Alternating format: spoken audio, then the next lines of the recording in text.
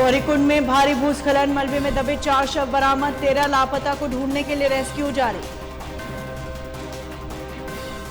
आपदा control room पहुंचे CM Dhami, Gaurikund भूस्खलन का लिया अपडेट, अधिकारियों को अलर्ट रहने के दिए निर्देश।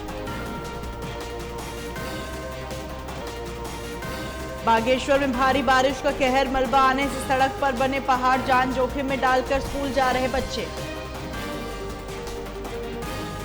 उत्तराखंड में 3 रेलवे स्टेशनों का पीएम मोदी करेंगे शिलान्यास, स्वच्छता मुक्त वाईफाई जैसी योजनाएं होंगी शामिल। उत्तराखंड दौरे पर आएंगे राहुल गांधी, भू कानून को लेकर निकालेंगे रैली, दौरे से पहले तैयारियों में जुटे कार्यकर्ता।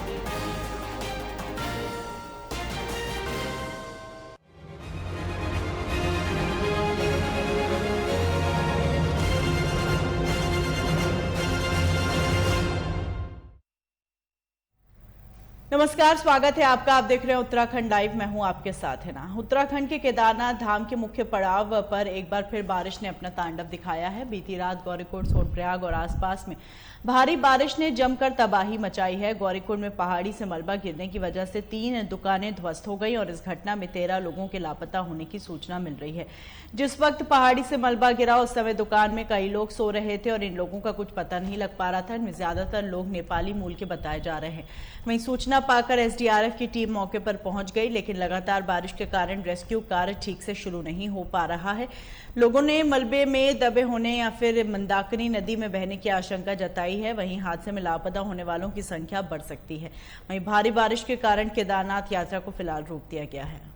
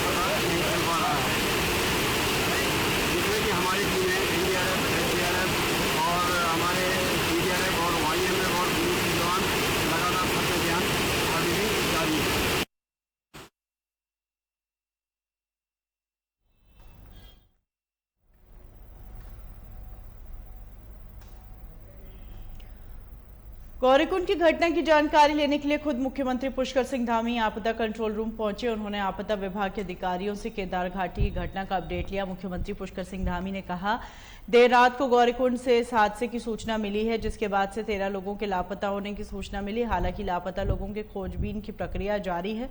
साथ ही एनडीआरएफ, एसडीआरएफ समेत अन्य दल भी घटनास्थल पर सक्रिय है।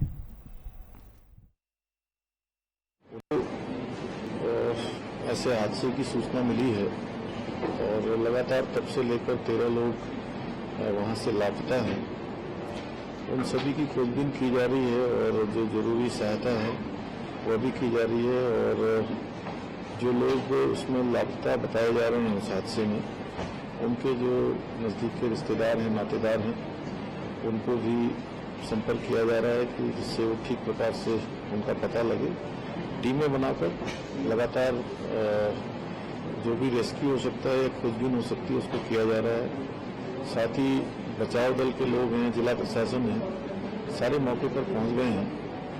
एनडीआरएफ, एसडीआरएफ भी सक्रिय है और इस प्रकार के अन्य भी जो स्थान हैं राज्य के अंदर, जो हमारे कच्चे मकान हैं या सड़क के किनारे या नदियों के किनारे, उन सभी को प्रशासन को कहा गया है, जिले प्रशासन को, जिलाधिकारियों को, कि सभी को देख लें कि कहीं और पर भी अगर ऐसी स्थिति इस प्रकार की है तो उसको पहले से ही जो है अन्यत्र स्थानों पर उनको शिफ्ट कर दिया जाए, जिससे कि सभी को सुरक्षित कर लिया जाए। और फिलहाल तो बचाव के कार्य और जो जरूरी चीजें हैं वो सब करी जा रही हैं। सर, जो लोग लापता हुए स्थानीय थे, क्या श्रद्धालु थे या कौन लोग थे? देखिए, कुछ उसमें से 13 लोगों में से 8 लोग तो नेपाल मूल के बताए जा रहे हैं और एक बार चूंकि सभी से जानकारी होने के बाद ही स्पष्ट हो पाएगी, उनकी पूरी जानकारी एकत्र। मूसलाधार बारिश के कारण ऋषिकेश बद्रीनाथ हाईवे कमेड़ा और कर्णप्रयाग में बंद है। कमेड़ा में दलदल में वाहन फंसा है और सुबह से रुद्रप्रयाग, श्रीनगर, ऋषिकेश, देहरादून, हरिद्वार, दिल्ली सहित कर्णप्रयाग, जोशीमठ, बद्रीनाथ व गोपेश्वर आने जाने वाले करीब 150 वाहन फंसे हैं, जबकि कर्णप्रयाग में उमा देवी तिराहे के पास एनएच का पुश्ता टूटने से सड़क पर मलबा और पत्थर गिरे हैं। ऋषिकेश व बद्रीनाथ की ओर जाने वाली 100 से अधिक वाहन फंसे हैं। स्थानीय लोगों को कहना है कर्णप्रयाग में लगातार एनएच का पुश्ता टूट रहा है, इससे वाहन सहित स्थानीय लोगों और स्कूली बच्चों को आने जाने में दिक्कत हो रही है। और इसके अलावा कर्णप्रयाग ग्वालदम हाईवे पर मल्यापौड़ में गिरा मलबा हटा दिया गया है, जबकि हरमनी में यह हाईवे अभी भी बाधित है। आपदा प्रबंधन अधिकारी नंदकिशोर जोशी ने बताया, बाधित स्थानों पर मलबा हटाने के लिए मशीनों को भेज दिया गया है।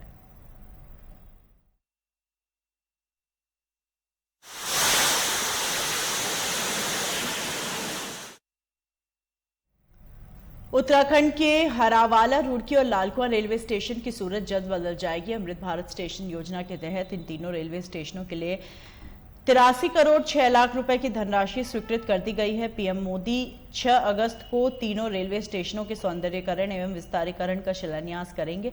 बताया जा रहा है कि स्टेशन तक पैसेंजर्स की पहुंच, सर्कुलेटिंग एरिया, वेटिंग हॉल, शौचालय, आवश्यकता अनुसार लिफ्ट, एस्केलेटर, स्वच्छता, मुफ्त वाईफाई, स्थानीय उत्पादों के लिए कियोस्क जैसी सुविधाओं से सुधार के लिए मास्टर प्लान तैयार करना और उन्हें लागू करना शामिल है। प्रत्येक स्टेशन पर आवश्यकता को ध्यान में रखते हुए वन स्टेशन वन प्रोडक्ट, बेहतर यात्री सूचना प्रणाली, कार्यकारी लाउंज, व्यावसायिक बैठकों के लिए नामांकित स्थान, भूनिर्माण आदि जैसी योजनाएं भी शामिल हैं।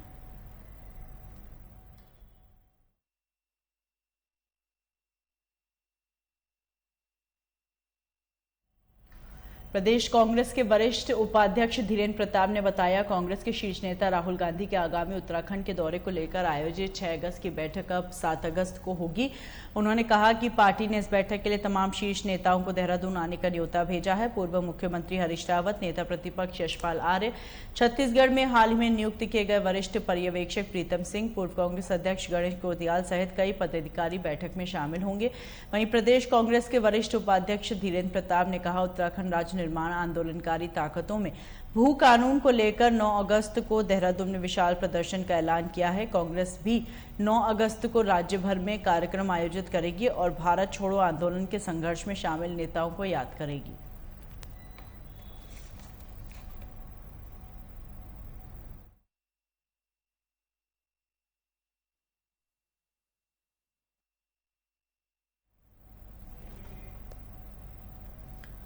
सालों से काशीपुर की जनता को लुभाने वाली चुनावी मुद्दा अब खत्म हो गया। लगता है जनप्रतिनिधियों को अब दूसरा मुद्दा तलाशना होगा। बता दें, सालों से जनता को जल भराव से निजात दिलाने के नाम पर जनप्रतिनिधियों ने काशीपुर की जनता का जमकर मजाक उड़ाया है, लेकिन अब सूबे की भाजपा सरकार ने काशीपुर मेयर उषा चौधरी के अनुरोध पर जलभराव की समस्या का समाधान करने के प्रस्ताव को मंजूरी दे दी है, जिससे जल्द ही काशीपुर की जनता को जलभराव से निजात मिल सकेगी, जिसके लिए लक्ष्मीपुर माइनर गूल के अंडरपास होने से शहर की जनता को न सिर्फ जलभराव से निजात मिलेगा, बल्कि बनने वाली सड़क से शहर के लिए एक अच्छा मिनी बाईपास भी मिलेगा। वहीं शहर की जनता ने मुख्यमंत्री पुष्कर सिंह धामी और मेयर उषा चौधरी का आभार व्यक्त करते हुए कहा, ट्रिपल इंजन की सरकार में मेयर उषा चौधरी के प्रयासों से जलभराव की समस्या से हमें निजात मिलेगी। हम लोगों को बहुत खुशी है कि धामी साहब ने हमारे लिए कुछ सोचा, क्योंकि यहाँ के नागरिक जो है बहुत ही ज़्यादा पानी से परेशान रहते हैं। और इसके लिए मैं उषा चौधरी का बहुत बहुत धन्यवाद करूँगा कि उन लोगों ने इस क्षेत्र के नागरिक होने के नाते यहाँ की प्रजा का और अपने मोहल्ले वालों का ख्याल करा और इस बात पर गौर करा, क्योंकि यहाँ निकलने बढ़ने की बच्चों के लिए भी जान पे बनाती है और बहुत बहुत परेशानी का सामना करना पड़ता है। यहाँ तक कि खाना भी लोग ऊँची ऊँची मेज़ें लगा के और टेबल लगा के उस पर खाना बनाते हैं, बहुत परेशानी हो जाती है। हम तो उषा चौधरी जी का बहुत शुक्रिया अदा करना चाहते हैं। उन्होंने हमारे लिए यहाँ पे जल विभाग के लिए सोचा। यहाँ पानी इतना दुकानों का आगे भर जाता था, इतनी गंदगी हो जाती थी कि हम बता नहीं सकते आपको। बच्चों को स्कूल के लिए कैसे भेजते थे। आज हम मुख्यमंत्री और उषा चौधरी का धन्यवाद करना चाहते हैं। बहुत बुरी स्थिति थी, सारा सामान अंदर रखना पड़ता था कि बहुत ही ज़्यादा, बहुत यहाँ पे बहुत परेशानी होती थी। इतनी नहीं, बहुत ज़्यादा जैसे डिब्बे बह जाने हैं, हम यहाँ पे काम चूड़ियों का करते हैं, सब सामान इतना बह जाता है, खाने पीने की चीज़ें बहुत सारी नुकसान में ऐसे पानी में बह जाती हैं, बहुत ज़्यादा नुकसान हो जाता था। उन दोनों को बहुत बहुत धन्यवाद। और पानी भर जाता है, इतनी परेशानी होती है कि खाना भी बेड पे क्या टेबलों पे बनाना पड़ता है। बच्चे स्कूलों को नहीं जा पाते, घर में इतनी गंदगी हो जाती है कि बताए क्या, बहुत ज़्यादा। और दुकान में भी हम यहाँ पर दुकान लगाते हैं, उसमें भी पानी भर जाता है, सब सामान बह जाता है, क्या क्या पकड़ो क्या क्या समेटो। बहुत खुशी मिली है। इस वजह की खुशी मिली है कि उषा चौधरी और मुख्यमंत्री हमारे यहाँ को पानी की सुविधा को जरा दूर करेंगे। उनका बहुत बहुत धन्यवाद। यशस्वी मुख्यमंत्री जी हमारे पुष्कर सिंह धामी जी हैं, उनसे भी मैंने अनुग्रह किया और उनको सारी बातों से परिचित कराया। जब वो यहाँ आए तभी भी मैंने उनके सामने एक यही जनता की मांग, निगम की मांग को, एक इस मांग को बहुत अच्छी तरीके से मैंने उनके समक्ष उठाया। और आज मैं बहुत खुश हूँ कि आज हमें काशीपुर को ये 28 करोड़ 45 लाख रुपया भारत सरकार की ओर से आवंटित लक्ष्मीपुर माइनर के नाम से कर दिया गया है। बाजार के जो व्यापारी वर्ग था उसका यही कहना था कि इसकी समस्या से निजात दिलाएं, क्योंकि हर बरसात में उन लोगों की दुकानों का नुकसान भी होता था। काशीपुर की जो लक्ष्मीपुर माइनर जो शहर के बीच से होकर निकलती है वहाँ पास में था, और जब जब बरसात होती थी उसका पूरा मैंने भी उसको स्वयं जो परेशानी थी वो देखा था। लेकिन 2013 से जो हमने प्रयास शुरू किया, पार्षद गण सभी ने, क्योंकि कोई भी प्रस्ताव जब हम पास करते बिना बोर्ड के नहीं कर सकते।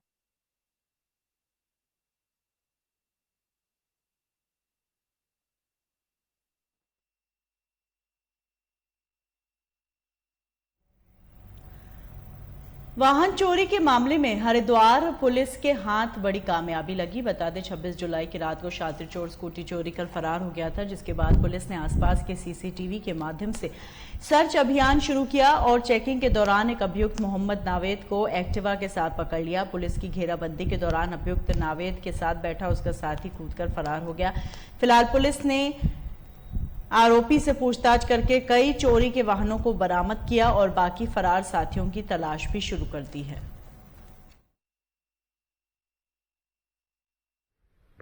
में दोपहिया वाहनों की चोरी की रोकथाम हेतु वरिष्ठ पुलिस अधीक्षक महोदय द्वारा समय समय पर चेकिंग अभियान चलाए जाते रहे। इसी क्रम में ज्वालापुर क्षेत्र अंतर्गत 26 जुलाई की रात को एक स्कूटी चोरी हुई थी, जिसकी तहरीर बादनी द्वारा थाने आकर के दी गई थी। उसकी तहरीर पर मुकदमा पंजीकृत कर चेकिंग अभियान चलाए गए एवं टीमों का गठन किया गया। इसी क्रम में 2 अगस्त को चेकिंग के दौरान एक स्कूटी जिस पर 2 व्यक्ति सवार आ रहे थे उसको पुलिस द्वारा रोका गया। क्योंकि पुलिस टीम आगे खड़ी हुई थी, उसमें सवार एक व्यक्ति कूद करके भाग गया एवं जो व्यक्ति चालक था उसको पुलिस द्वारा पकड़ा गया। उससे पूछताछ की गई तो उसके द्वारा कबूला गया कि ये वाहन उसका नहीं है, ये चोरी का वाहन है।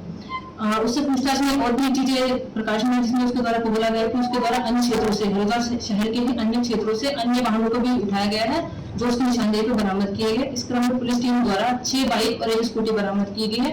बरामद की गई बाइकों को तस्दीक किया जा रहा है कि वो किस थाना क्षेत्र से उठाई गई है और उन पर कहाँ पे अभियोग पंजीकृत है। चूंकि इसमें बाइक चोरी जो अपराध है नशे में लिप्त रहने के कारण इनके द्वारा किया गया है। जो दोनों अभियुक्त थे ये नशे के आदी थे और इनको पैसे के लालच के चलते बाइकों को चुराते थे और उसके पार्ट्स को जो भी है उन्हें पूरे दाम पर बेचा करते थे। कहाँ के रहने वाले थे तो क्या उनका कोई गहरा भी इतिहास है, जैसे बाइकें निकल के आएंगे तो पुलिस ने किस तरीके से कार्रवाई की है पूरी? एक तो जो पकड़ा गया तो श्यामपुर थाने, इसमें जो अभियुक्त है एक हरिद्वार का है जो एक फरार है, उसकी तलाश की जा रही है। और ये जो अभियुक्त है, चूंकि प्राइमरी जो रीजन है इनके चोरी करने का वो नशा है, क्योंकि नशा एक ऐसी चीज है जिसके कारण लोग काम करने के लिए आतुर हो जाते हैं। और इन बाइकों का वो जो भी जो दुकानें हैं उनके पार्ट्स बेचते हैं, क्योंकि हर जो कबाड़ी की शॉप होती है, जो हमारी मोटरसाइकिल रिपेयरिंग शॉप होती है, इन पर वाहनों का क्रय विक्रय किया जाता है। क्या कबाड़ी भी कोई निकल के सामने से आप कह रही हैं कि कहीं ना कहीं उनको काटते हुए या फिर बेचते हुए कैसे करते हैं? अभी तक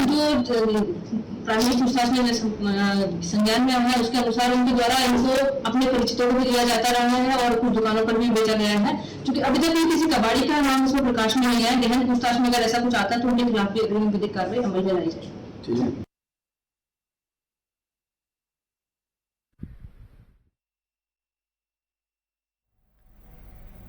ऋषिकेश के स्वर्गाश्रम स्थित ऐतिहासिक स्थल 84 कुटिया को हेरिटेज टूरिस्ट डेस्टिनेशन के रूप में विकसित किया जाएगा और इसके लिए HCP design management company master plan तैयार करेगी। तीर्थ नगरी में महर्षि महेश योगी की तपस्थली 84 कुटिया में दुनिया से प्रसिद्ध अंतर्राष्ट्रीय बैंड ग्रुप बीटल्स की याद से जुड़ी है। देश दुनिया के पर्यटक 84 कुटिया आते हैं, लेकिन अभी यह स्थल पर्यटन के लिहाज से विकसित नहीं हो पाया है।